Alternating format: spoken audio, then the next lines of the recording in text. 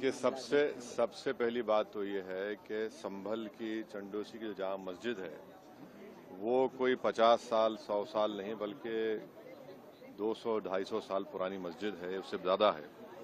वहाँ पर कोर्ट की तरफ से बगैर मस्जिद के जिम्मेदारों को कमेटी को सुने उन्होंने एक एक्स पार्टी ऑर्डर पास कर दिया, वो गलत है। दूसरा ये है कि एक बार तो आपने गलत ऑर्डर दिया, सर्वे हो गया। दूसरा सर्वे जबकि आपने किसी को इत्तला नहीं दी। तीसरी बात यह है कि पुलिस का ये काम था कि मस्जिद कमेटी को कॉन्फिडेंस में लेते या वहाँ की पीस कमेटी को। चौथी बात यह है कि जो सर्वे करने लोग आ रहे हैं वो प्रोवोकेटिव स्लोगन्स लगा कर आ रहे हैं, वो वीडियो उसका है, पब्लिक डोमेन में है। और उसके बाद जो वहाँ पर वायलेंस हुआ जिसमें 3 मुसलमानों को गोली लगी, उनकी मौत हुई, हम इसका कंडेम करते हैं। ये फायरिंग नहीं बल्कि मर्डर है। और जब से बाबरी मस्जिद राम मंदिर का जजमेंट आया, जिस बात को मैं पर्टिकुलरली कह रहा हूं कि उस जजमेंट के बाद ये सब चीजें खुलेंगी और एक के बाद एक खुल रही हैं। एएसआई प्रोटेक्टेड मॉन्यूमेंट सब बातें कर रहे हैं, क्या एएसआई के कानून में नहीं है कि आप उसका रिलीजियस नेचर चेंज नहीं, कैरेक्टर चेंज नहीं कर सकते? किस बुनियाद पे कर रहे हैं ये? और आप किस बुनियाद पर अपने फेथ को दूसरों पे थोपेंगे? भाई, कानून कोई चीज है ही नहीं है। जिस दिन कोर्ट में सुनवाई होती है उसी दिन ऑर्डर हो जाता है, उस दिन सर्वे भी हो जाता है। ये तो 1948 में ऐसे ही हुआ था बाबरी मस्जिद में। तो ये जो फायरिंग हुई है ये फायरिंग नहीं है, मर्डर है। और जो भी ऑफिसर्स इन्वॉल्व है उनको सस्पेंड करना चाहिए और एक सिटिंग हाई कोर्ट जज से इंक्वायरी होनी चाहिए। ये सरासर गलत है, जुल्म हो रहा है वहां पर। तो संभल में वहाँ के सांसद पे एफआईआर दर्ज कर दिया गया। आप जिस पे चाहे कर लीजिए भाई, जिस पे भी चाहे कर लीजिए, जज आप, जूरी आप, सब आप, तो बचेगा क्या फिर? अब सर, जेपीसी में आप लोगों ने समय मांगा है, क्या कहेंगे?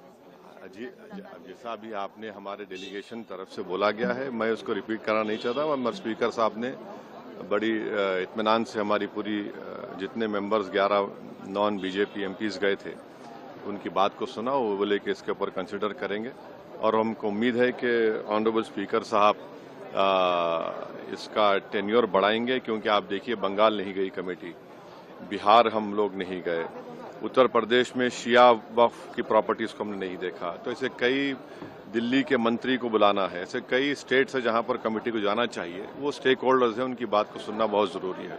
सर, वक्फ बोर्ड अमेंडमेंट बिल को लेकर आप क्या सोचते हैं? क्योंकि लगातार सरकार की तरफ से यही कहा गया कि जो मुस्लिम है, जनता है, उनके हित में है, मुसलमान जो है उनके। अभी ये कानून बना नहीं, आप देख लिए संभल में क्या हो गया है। अभी ये कानून बना नहीं है, आप देख रहे हैं कि हर जगह पे बोल दिया जा रहा है कि नहीं, ये यहाँ पर 500 साल पहले मस्जिद नहीं थी। इस बिल में ये बिल आर्टिकल 26 का वायलेट करता है। ये संविधान के फंडामेंटल राइट का 26 का ग्रेव वायलेशन है। ये बिल कलेक्टर को इतने पावर्स दे रहा है कि कलेक्टर तय करेगा कि कौन सी वक्फ प्रॉपर्टी है नहीं है। ये कैसे होगा? कलेक्टर कैसा जज होगा अपने ही केस में? तीसरा, आप किस बुनियाद पर इस बिल में आप नॉन मुस्लिम को मेंबर बना रहे हैं? जितने धर्म की बुनियाद पर, चाहे वो हिंदू धर्म के एंडोमेंट बोर्ड्स हो, चाहे दिल्ली का एसजीपीसी हो या उसका एक्ट हो, या क्रिश्चियंस के जो भी उनके धर्म के संस्थान हैं, वहां पर तो कोई उसी धर्म का आदमी मेंबर बनता है। आप तो कंपलसरी स्टेट वक्फ बोर्ड में जहां पर 11 मुसलमान बनते थे, वहां पर आप मेजॉरिटी नॉन मुस्लिम बनाना चाह रहे हैं। सेंट्रल वक्फ काउंसिल में मेजॉरिटी ऑफ नॉन मुस्लिम बनाना चाह रहे हैं। क्यों करना चाह रहे हैं आप? ये क्या मकसद है आपका?